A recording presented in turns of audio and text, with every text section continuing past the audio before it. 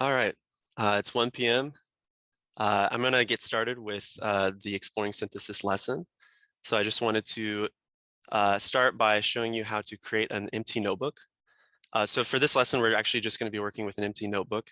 So if you want to navigate to Lessons and then to 06 Exploring Synthesis, and then we can create a new blank notebook by clicking the plus at the top, creating a Jupyter notebook, and then selecting Python 3. So yeah, we'll be working out of a blank notebook, and I will be typing through everything with you. So if you want to check that everything's working, if you want to just type import rxin_network. If this import loads, you should be good to go.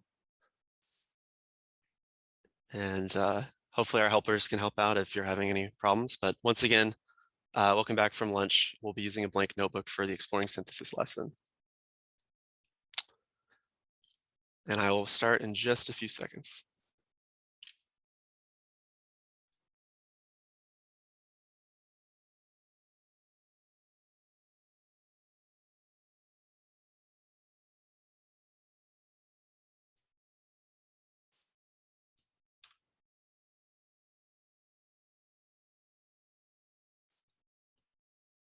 Okay.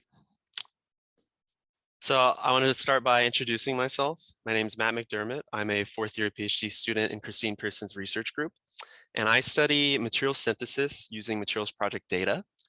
And so I work on developing tools to use materials project data to predict synthesis, particularly solid state synthesis. And so today I'm going to cover some tools in Pymention, and we're going to be working our way from the basics of downloading entries from the materials project, creating phase diagrams, enumerating reactions, and then if there's some time at the end, we're going to try to get to reaction networks. And the goal for you today is to feel comfortable analyzing phase diagrams with materials project data. So there is a notebook that came with the lesson. We're not going to be going through it because it's a little bit too detailed, but I just wanted to say that it'll be available on the Materials Project Workshop website. And so if you have time at the end of the workshop, you can walk through this whole notebook, and I guide you through kind of all of the science behind analyzing phase diagrams, etc. But we're going to be doing kind of a simplistic, stripped down version today where hopefully you can learn some of the tools more hands-on. Okay, so let's get started. So the very first thing we need to do is download some entries from the materials project. So as you learned yesterday, we have a new materials project API. So we're going to import MP Rester from the new API. So let's do from MP_API. Actually, sorry, I need to use a separate notebook.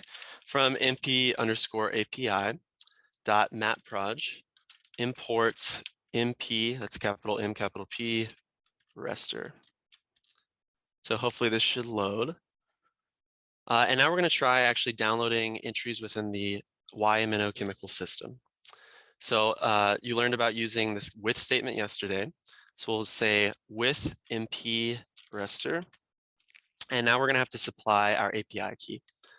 So I have my API key already here. You should have gotten your API key yesterday from the new website. So you're going to supply it as an argument. So I'm going to paste mine in. So here's my API key. It's the argument to MP Rester. And then we'll say as MPR, colon.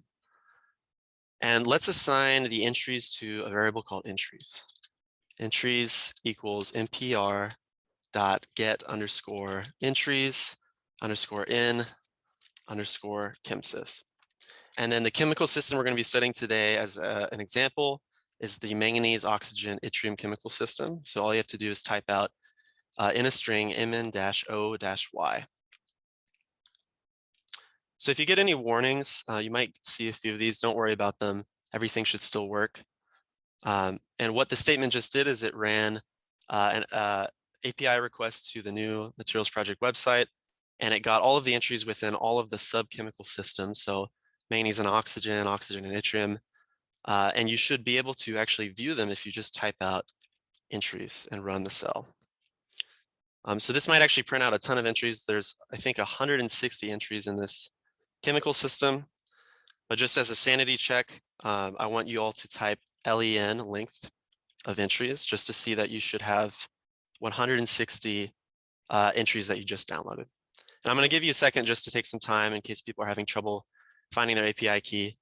But we're going to be using these entries for the rest of the lesson, so hopefully you can get the entries downloaded. If you can't, reach out to one of our helpers. We have a backup set of entries that you can load.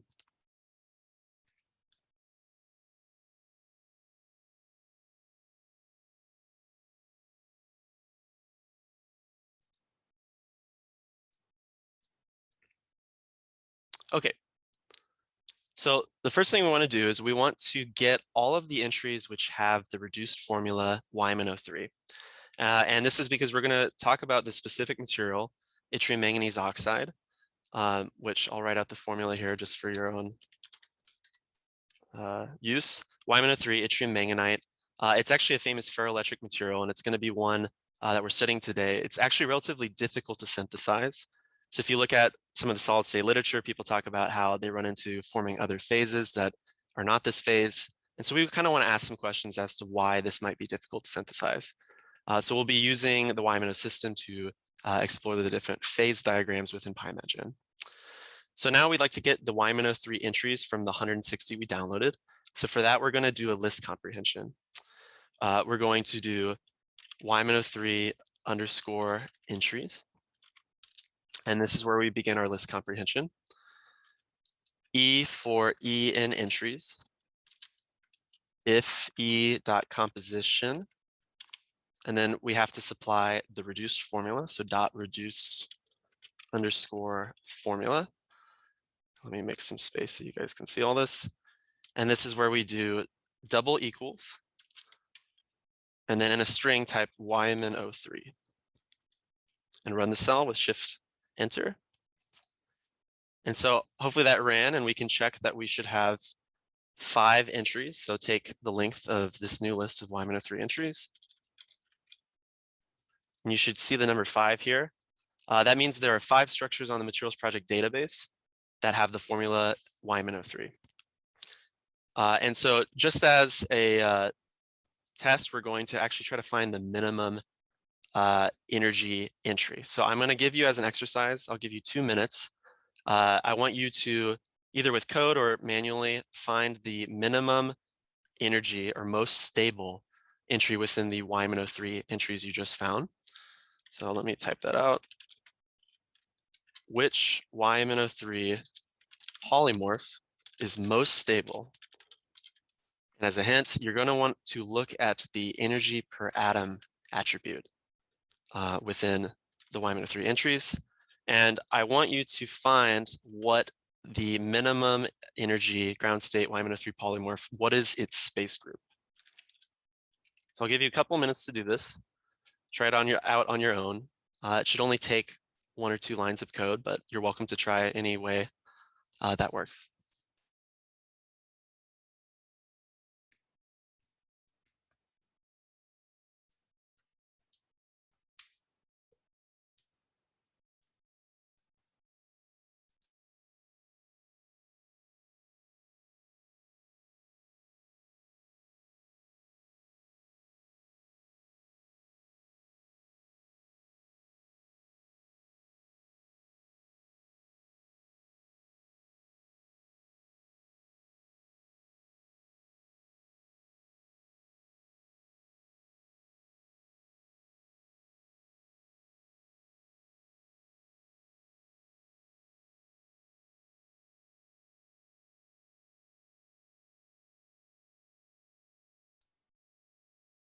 Okay, I'm going to start typing through the solution.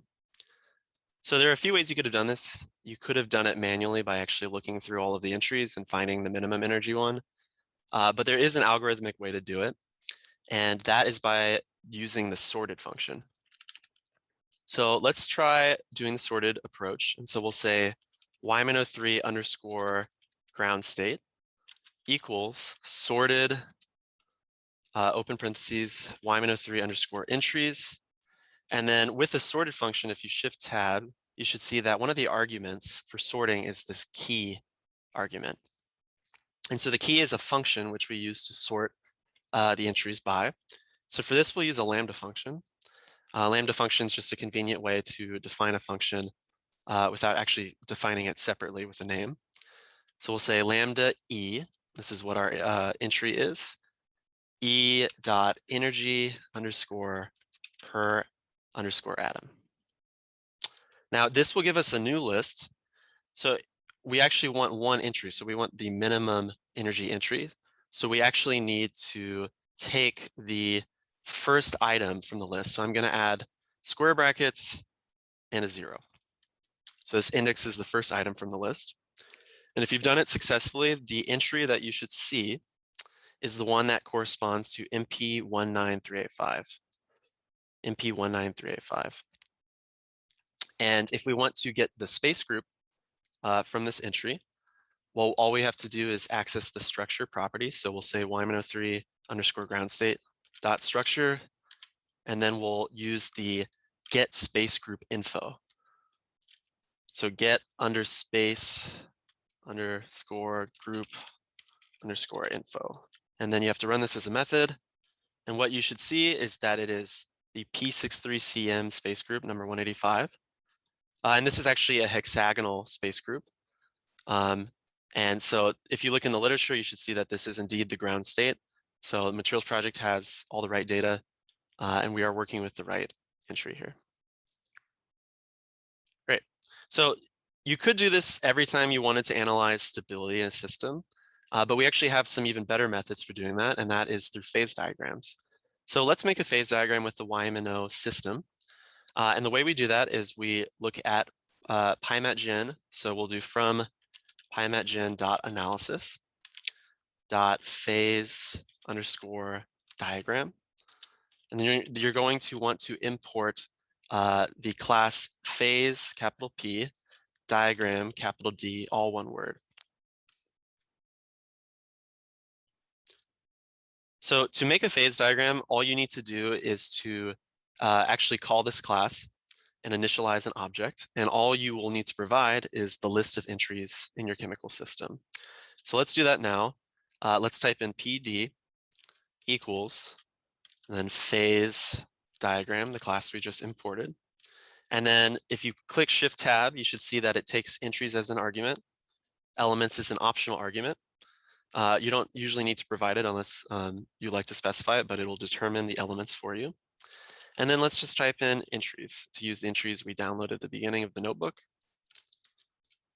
That should run, and you should have a PD object. And if you just print the PD object, there should be 12 stable phases that you see. So it's done all of the phase stability calculations, it's determined the stable entries, and then it lists it here in the printout for the phase diagram. Of course, this is nice, but it's not really helpful because we don't get to see what the phase diagram actually looks like. So we'll need to import another class, and that is a plotting class that's in the same module as phase diagram. So we'll say from Pymention dot analysis dot phase underscore diagram. And then we're going to import capital P, capital D, plotter with a capital P, all one word. So this is our plotting class. And what we do with the plotting class is we initialize an object by providing a phase diagram to it. So we'll just say plotter equals capital P, capital D, plotter, and we'll supply the PD that we just created. So when you do this, nothing happens. So we actually have to call one more method to actually see the phase diagram itself. So let's do plotter dot get underscore plot. And if you do Shift Tab, you can see that there are a lot of different arguments that we can supply, but the default arguments tend to work. So let's just leave it empty. And now you will see, hopefully, a beautiful ternary phase diagram. So I'm gonna maybe zoom out a little bit to make this a bit easier to see. Sorry if my text is a little small. Hopefully you can see that. All right. So the ternary phase diagram is something that gets plotted in Plotly. And on either of the vertices, you have the elements. You have manganese, yttrium, and oxygen. And on the left, we see this big red energy scale bar. This says the energy above Hull in electron volts per atom. So this is a measure of things that are unstable and how unstable they are. Higher energy is worse and more unstable. And then we also have this formation energy scale bar. And this basically says how much energy is released when you take the elements in their standard state and react them to make the phase of interest. So if you zoom in, you can kind of look into different parts of the phase diagram. You can see this Ymino 3 we were working with and how there's a yellow diamond above the black stable phase. You can see this Y2Min207 phase, which might compete with it, Ymin205. So yeah, just play around with this a little bit on your own and get a feel for what is being shown. The actual shading here indicates the depth of the hole. So the convex hull is showing basically all of the stable phases taken as sort of the minimum energy states, or the linear combination of minimum energy states in the composition system. Now, typically when you plot a ternary phase diagram, you don't see the energy axis. But if you actually rotate, so if you grab this and kind of spin it around, we can actually see the depth of the hole. And so when you do this, you can see how the unstable entries represented by diamonds appear above the black circles. And you get a feel for actually just how deep the convex hull actually is. So the takeaway from looking at this diagram when I look at it is I see that this Y203 phase here on the bottom is extremely stable. It sort of pulls down the entire convex hull. And then that there's actually quite a bit of competition in this kind of middle region. We have Ymin03, Ymin205, Y2Min207. So this says that if we're going to do some kind of reaction to make Ymino 3, we're probably going to come at it from the binary oxide, so probably from this Ymino section, reacting with Y203. But the issue is going to be that Y203 is so stable and difficult to work with, difficult to react. And then our manganese oxides, if you draw a straight line connecting any of them, we might intersect some of these other phases. So this might explain why this synthesis has actually been relatively difficult in experiment. So that's kind of the basics of the compositional phase diagram. And I just wanted to say that there are a lot of different attributes you can access. The most used one that you'll probably use if you're actually doing phase diagram stuff, let me make the font a little bigger, is the formation energy from the phase diagram. So you might use pd.get_form_energy_per_atom.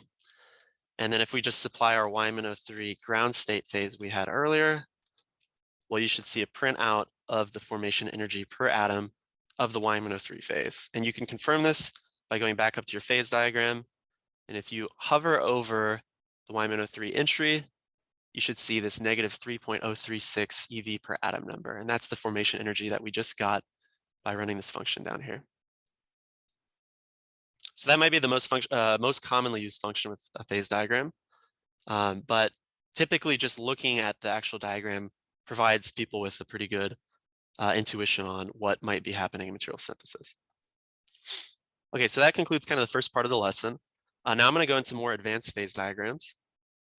So I want to bring to your attention some code that was recently added to Pymention, and it's to estimate higher temperature phase diagrams. So it uses a machine learned model to estimate essentially the entropy of solids. And it actually includes some experimental data for different chemical potentials of the elements and gases and things like that. So we're going to actually use it for the rest of this lesson.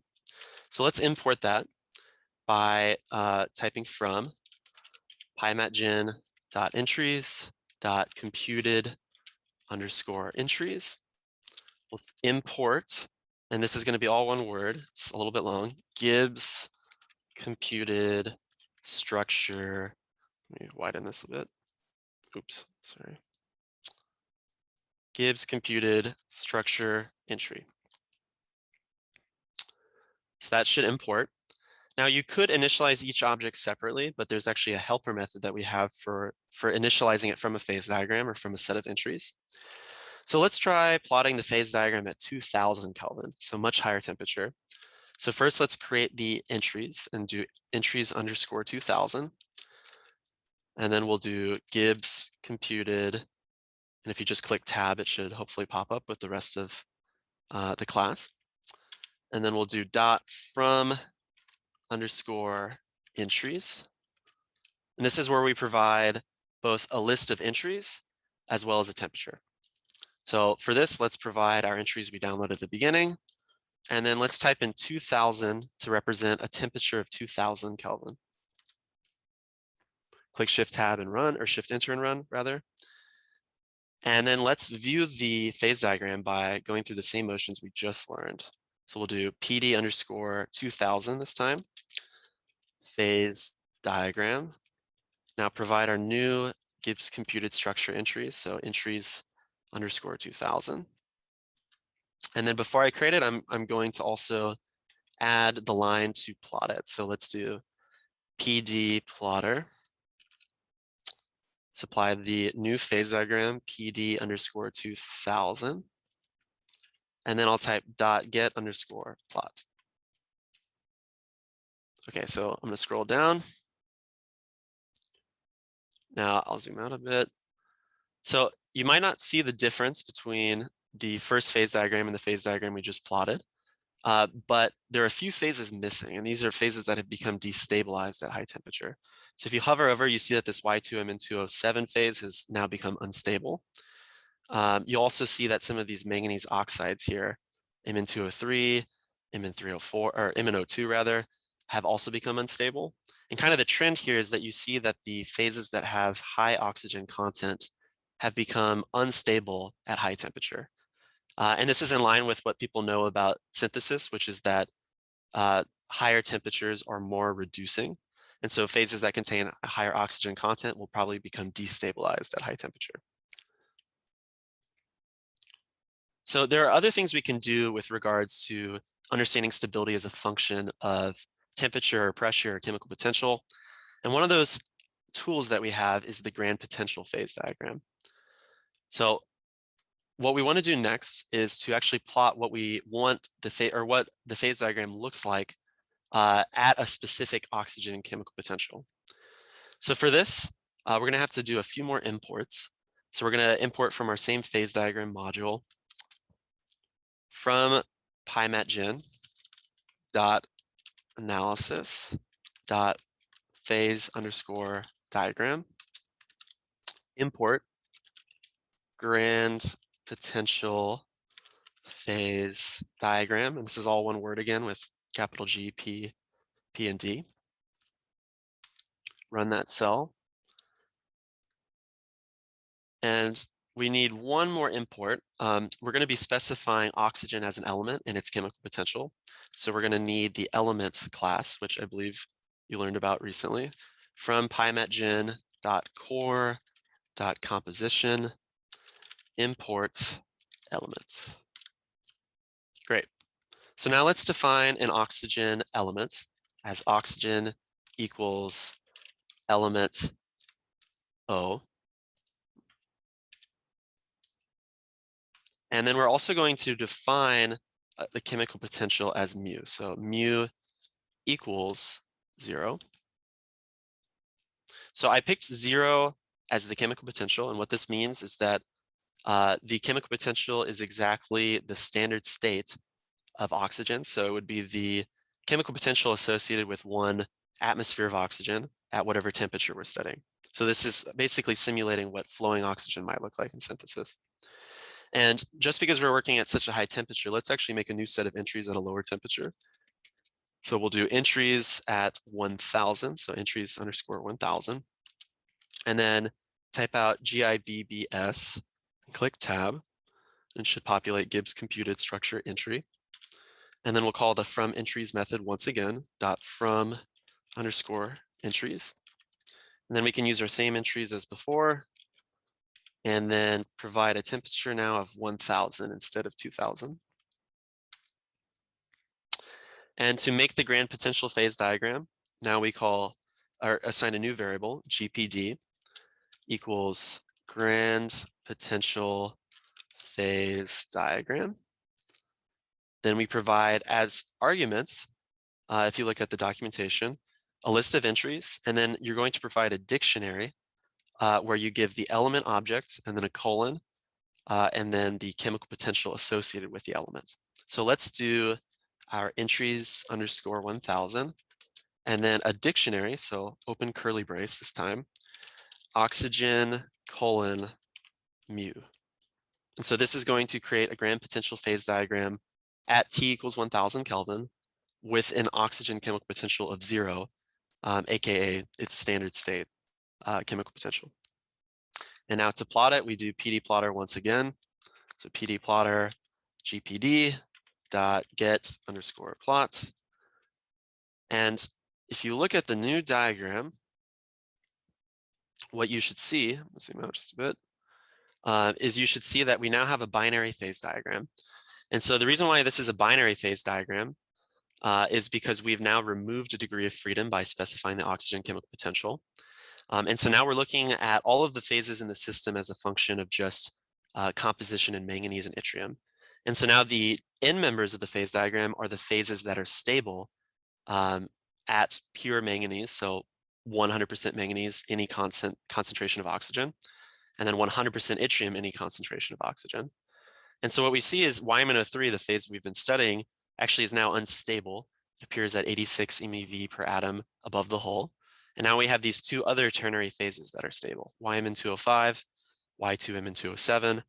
And we've basically destabilized this kind of target of interest. So what this says is that flowing oxygen chemical potential, flowing oxygen in synthesis at 1000 Kelvin, you might expect that one of these two other phases would form and not the phase that you're interested in. So as a fun little exercise, I want to talk about transitions in oxygen chemical potential and how they change the phase diagram. So I'm going to give you an exercise right now to try on your own, and that is to find the chemical potential at which Y2Mn207 becomes unstable. So let me type that out. At what oxygen chemical potential does Y2Mn207 become unstable? And let me just add a note here. You're going to want to use the T equals 1000 Kelvin entries. So use your entries underscore 1000, and either through brute force or if you know a better way, identify the oxygen chemical potential or mu value where this Y2Mn207 disappears as a stable phase. I'm going to give you a couple minutes to do this, and then I'm going to walk you through the code solution.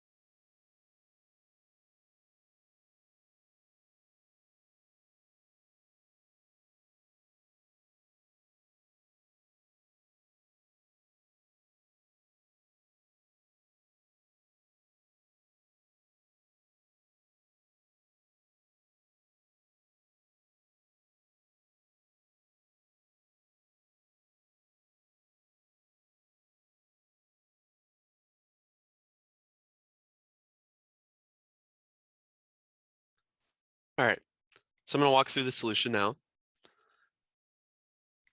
So to do this, you could just brute force it, and I'm going to show you the answer to that. And that is, you should get an oxygen chemical potential around minus 0.35. So if I type in grand potential phase diagram, and then our entries underscore 1000, and then a dictionary with oxygen, and let's try negative 0.34. So you should have seen some kind of change in stability where Y2Mn207 right around minus 0.35 disappears from the phase diagram. So you don't see it here at minus 0.35. But we actually have methods that are within the phase diagram class that actually give you the ranges in which things are stable, the chemical potential ranges. So to show you this, let's first import another class from Pymention. Let's import the composition class. So what we're going to do from pymention.core.composition, import composition, capital C. And then now I'm going to actually create a phase diagram at 1000 Kelvin because I haven't done that yet. PD underscore 1000 equals phase diagram entries underscore 1000. And so for this, we're going to have to define a composition of Y2Mn207. So I'm going to say Y2Mn207 equals composition Y2, and this is all capital letters, Y2Mn207. Sorry, M is capital and N is not. Now, the method that actually gives you the ranges in which phases are stable, the chemical potential ranges, is under the phase diagram, and it's going to be dot get underscore chempot underscore. And then if you actually click tab, you should see there's a range map, and then there's this range stability phase. So you're going to want pd.get underscore chempot range stability phase. And what this takes is it takes a target composition in an open element. So we're going to provide Y2Mn207 and oxygen, our open element that we defined earlier. If you click Shift Enter and run the cell, you should see now we have ranges in all of the elements. So we have yttrium, manganese, and oxygen. And the number that you just found earlier in the exercise, this minus 0.35 or 0.34, actually appears as a result from running this method. So this is a way to algorithmically determine it. Now we actually have a way to plot these ranges, and this is code that has not yet been added to Pymention, but will be added soon. It's living in this other package, which I maintain, and you should all have access to it here. So we're going to do from rxn underscore network dot thermo dot chempot underscore diagram import chempot diagram. It's all one word, capital C, capital D. So a chempot diagram works just like a phase diagram, but it actually takes phase diagrams as input. So let's create one. So we'll say CD equals chempot diagram, and then the argument will be PD underscore 1000. So we're supplying the phase diagram to chempot diagram as an argument. And then as before, or actually differently than as before, we can actually just call getPlot directly from this. So let's say cd.get underscore plot. Now, if you click Shift Enter and run the cell, you're going to see another Plotly interface. This time it is actually a little bit different than a phase diagram. I'm going to have to scroll down a bit to see it.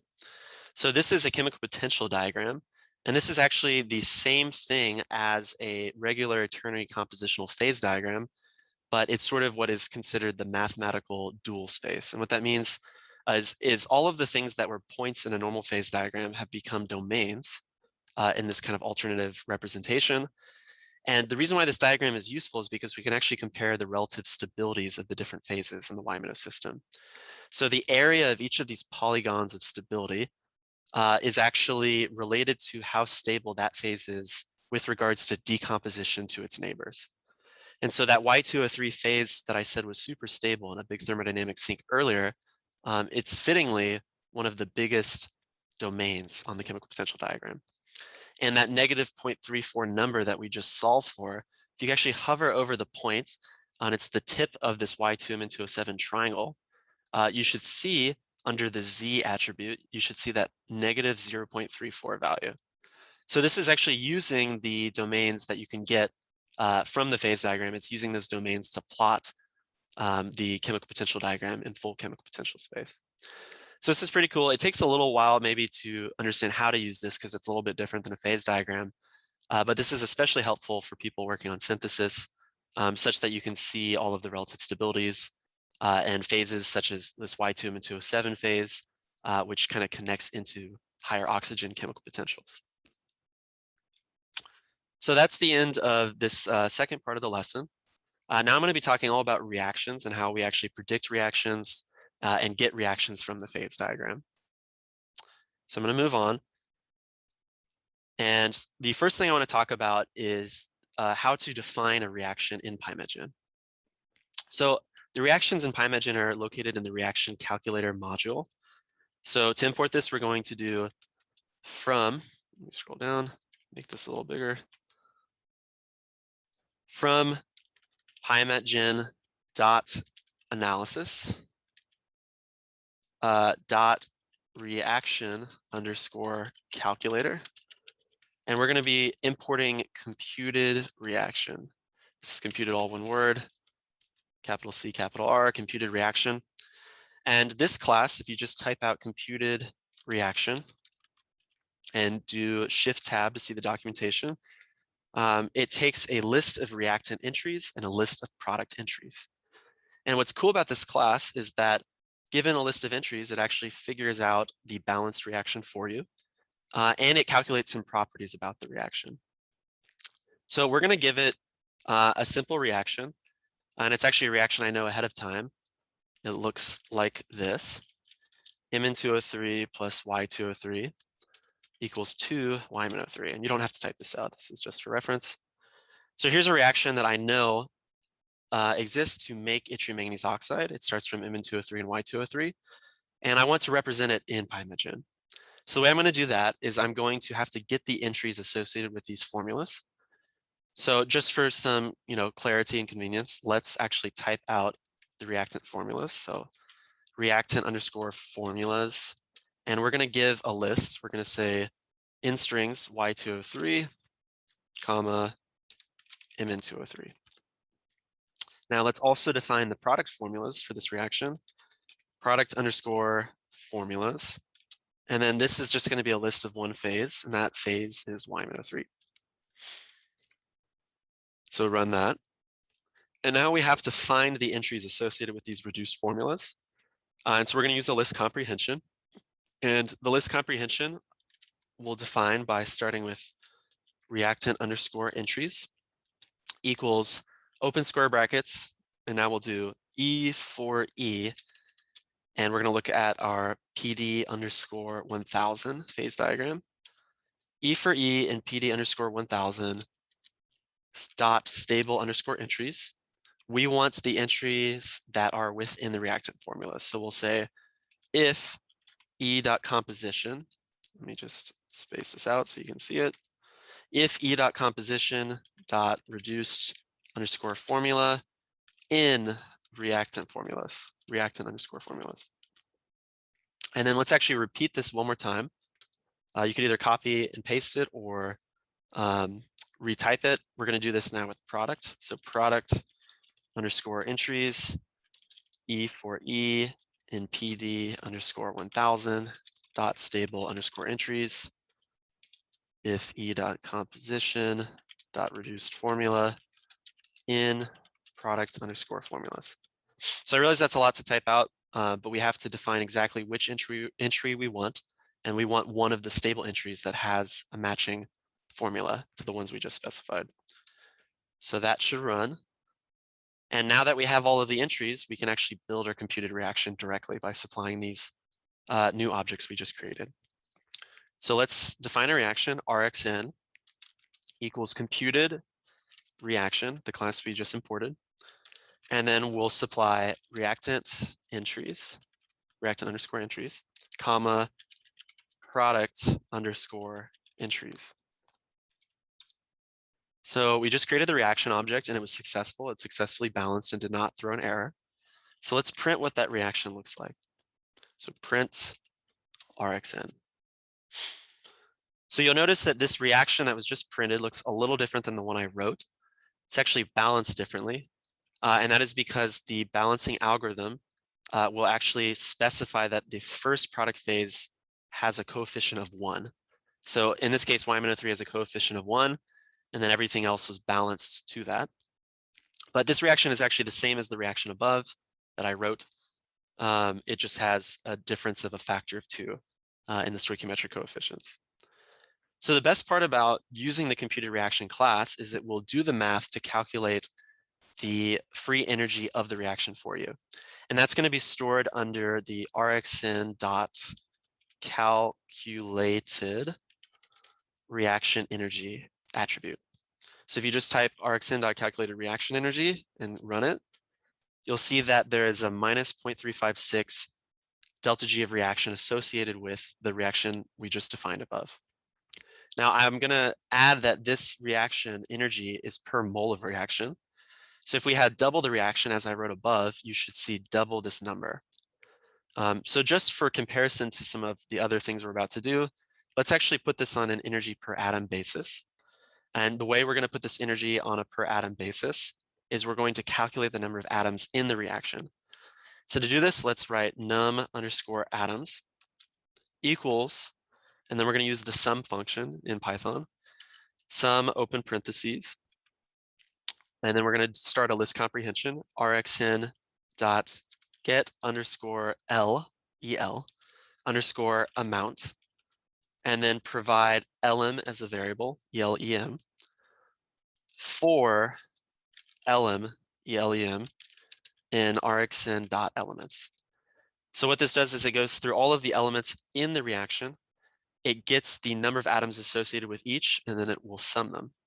And if you print num atoms, which I'll just print like this, print num underscore atoms, you should see that it adds to 5 atoms.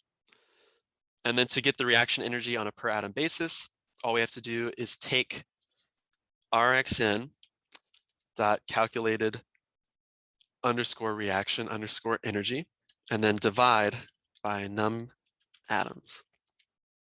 So this is actually the number you want to be looking at typically when you're looking at a reaction. You want to be looking at this per atom normalized reaction energy. And this is going to become important when I show you how to predict what phases might form in the reaction of 2 phases. So to actually predict which phases are going to form and say whether or not this reaction might happen in real life, we're going to import a new module. And this is actually something that powers the Interface Reactions app on the Materials Project website. It is called Interfacial Reactivity, and it is in the Pymention, from Pymention, analysis.interface underscore reactions module. Import interfacial reactivity, all one word. And we'll run that. And so to define an interfacial reactivity object, we're going to have to specify, let's just look at what it asks for. We're going to have to specify a composition of the first reactant, a composition of the second reactant, and a phase diagram. So we've already made a phase diagram, but we don't yet have the composition objects defined. So we're going to want to define a composition of Mn2O3. So we'll write composition in quotes Mn2O3. Then we're going to do a comma to do the second argument, composition Y2O3 in quotes, and then do one more comma, and I'm going to put it on the bottom here to be more visible. Provide PD underscore 1000. And I forgot to mention that we want to assign this to a variable. Let's do IR equals interfacial reactivity. So you should assign it to an object called IR. Great. So what we've just done is we've actually predicted the reactions that can happen between Mn2O3 and Y2O3. And in particular, we predicted what are called interface reactions, which is where the interface, or basically an edge of one solid material, meets another. So if we plot it and type ir.plot in parentheses, what you're going to see is you're going to see what looks a lot like a binary phase diagram. And in this case, it's not truly a binary phase diagram. It's actually the representation of different reactions that are possible at different mixing ratios of our 2 reactants. And so the way you would read a plot like this is you would look for whatever the minimum energy point is on this diagram. It's always going to be marked by a red star. That's going to correspond to a specific reaction that is predicted, in this case at equal amounts of Mn2O3 and Y2O3.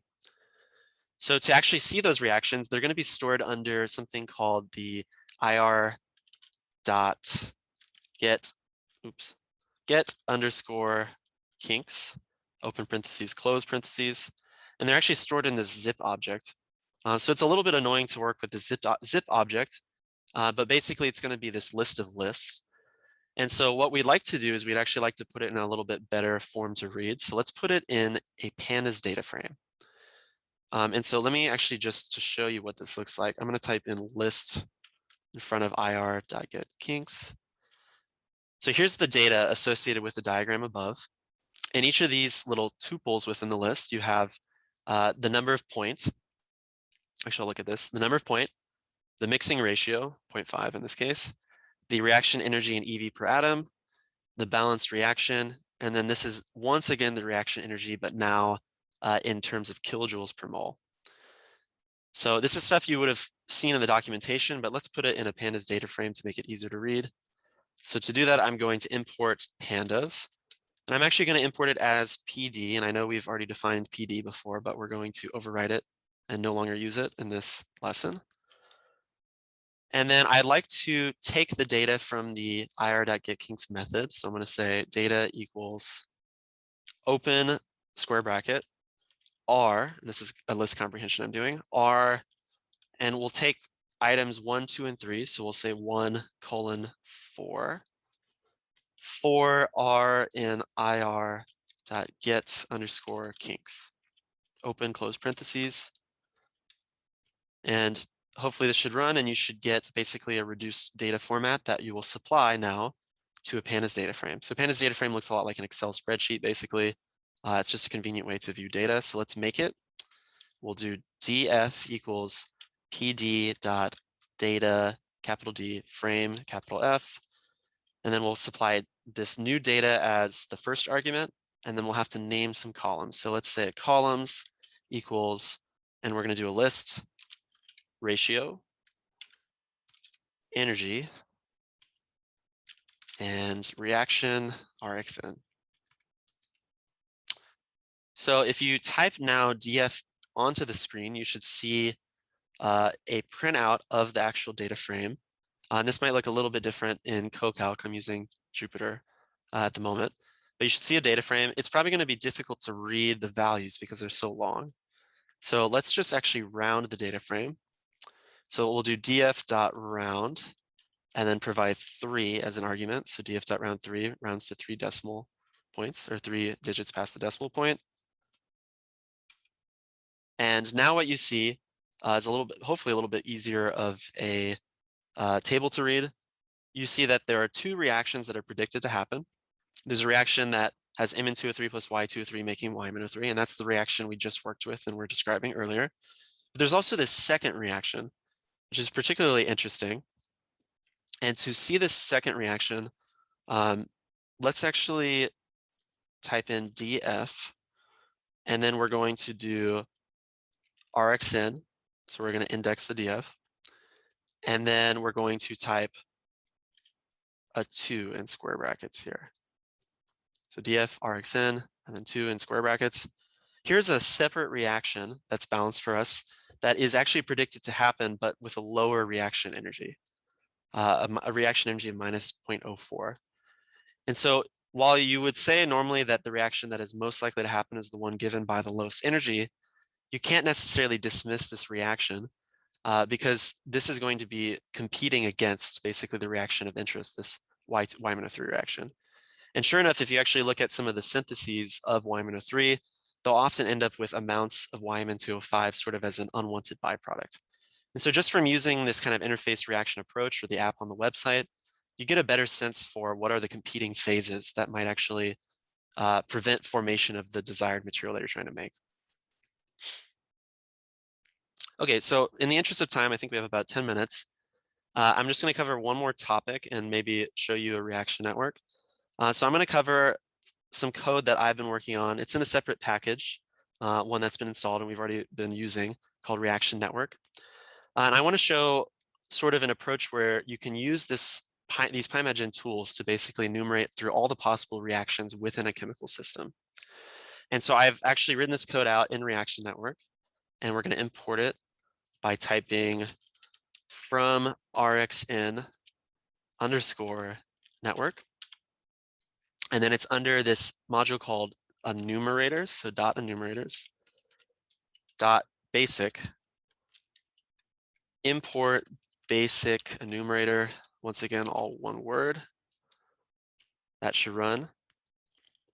And now the basic enumerator, the idea is that we're going to try to iterate through all of the possible reactions within a set of entries. So to actually make the object, you don't have to provide any arguments. You just need to say, for example, BE equals basic enumerator, open and close parentheses, no arguments necessary. And then to enumerate reactions, all we have to do is provide a list of entries. Now, this is a combinatorial approach, so it can take an incredibly long amount of time if you provide too large of a list. So let's actually just use the stable entries from the phase diagram we've been studying earlier. So we're going to say reactions, or RxNS, equals BE dot enumerate. And then we'll do open parentheses, and we're going to provide the stable entries from the phase diagram. So we'll do PD underscore 1000. That was our 1000 Kelvin phase diagram in the Ymino system. Dot stable underscore entries. Now you should see a progress bar appear. And I think this whole iteration should take about a second. It's not a super big list of entries. And what you've just done or seen happen is you've seen the code go through all of the possible chemical systems. So the elemental systems, the binary systems, the ternary system, and actually try to identify every reaction that can be written. So if we just say, let's print out the first reaction, just so you're not overwhelmed on your screen, print reactions, and then we're going to index 0. So here's a reaction. This might be in a different order on your screen, depending on the way the code ran. But here's one reaction that involves Wyman 12, Wyman 205. And then if I just show, let's show 10 more reactions. There's actually a gigantic list of all of the possible reactions in the system. And it gets to be actually to the point that it's almost hard to decipher what's really going on. If we type length of reactions, LEN, RxNS, we actually got something like 538 reactions. So just within this simple ternary system, there are about 538 ways to write reactions among the 12 stable phases. And so there is like kind of an infinite limit that this approaches, but these are the 538 balanced reactions that can be written. So every single one of these reactions in this list obeys mass conservation, does not destroy atoms, etc.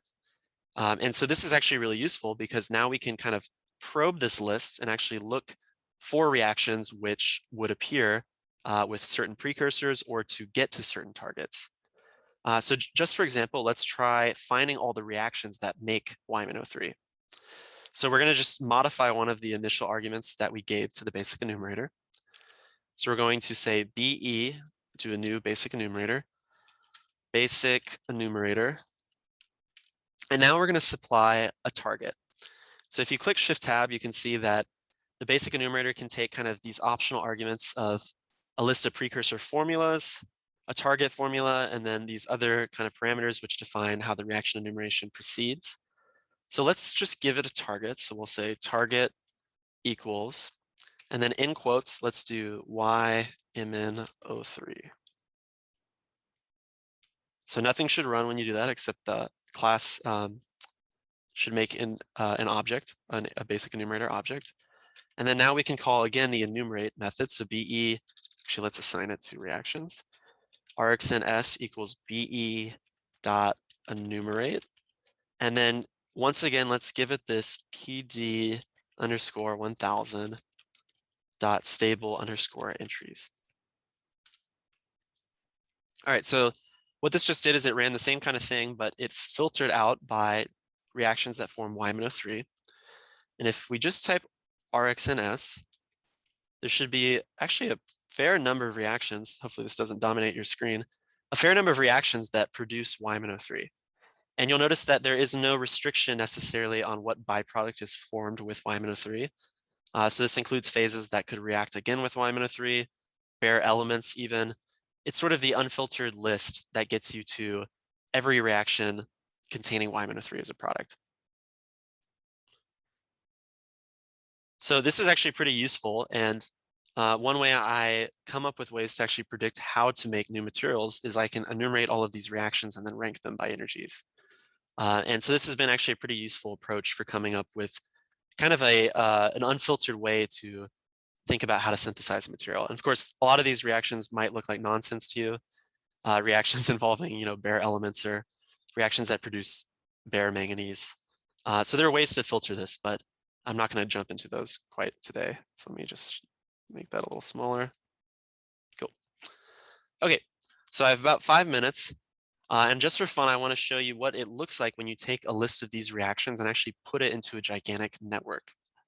So I'm not going to explain this quite as much in detail, but I just want you to see that you can indeed kind of get some analysis out of looking at these reactions. So as a final thing, let's import the reaction network class from the package.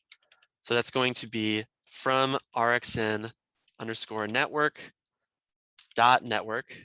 And once again, we're gonna have to type dot network again because I have not cleaned up the imports yet for this package. Import reaction network. Now to actually make a network, we're gonna have to import a few more things. So I'm gonna type these out here real quick. From rxn underscore network dot cost dot soft plus, import capital soft plus. This is going to be a function that basically takes all of the reaction energies and puts them into costs for the graph. And then finally, I need to import this kind of helper class to help us actually define a set of entries.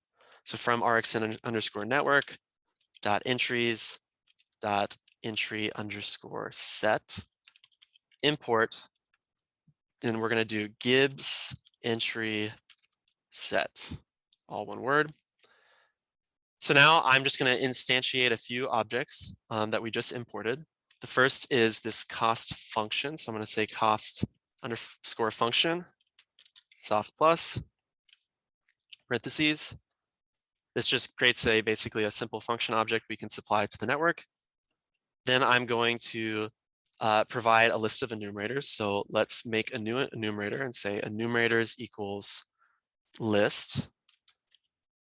And then we're going to create a new enumerator, basic enumerator. And we're not going to supply any arguments to this. So when I create the network, it's going to go through all of the enumerators I supply in the enumerators list, and we're just going to supply one enumerator for now. And then finally, let's create the entries set that we provide to the network. Entries equals Gibbs entry set. And this also has a convenience method for creating the object. Gibbs entry set from underscore entries. And then let's do PD underscore 1000 dot stable entries. And then we also have to define the 1000 temperature here.